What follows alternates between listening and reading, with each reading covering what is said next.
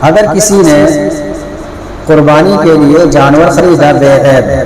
یعنی خریدتے وقت جانور میں کوئی عیب نہیں تھا،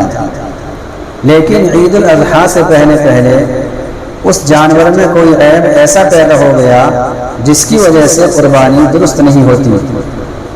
تو اب یہ دیکھا جائے گا کہ خریدنے والا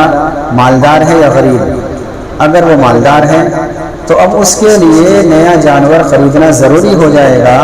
اور اس کے لیے اس نئے جانور کی قربانی کرنا ضروری اور واجب ہوگا۔ لیکن اگر خریدنے والا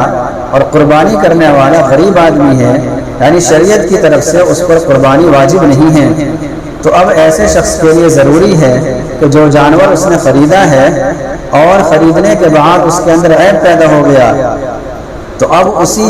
عیب شدہ جانور کی وہ قربانی کر دے، نیا جانور خریدنے کی ضرورت نہیں ہے۔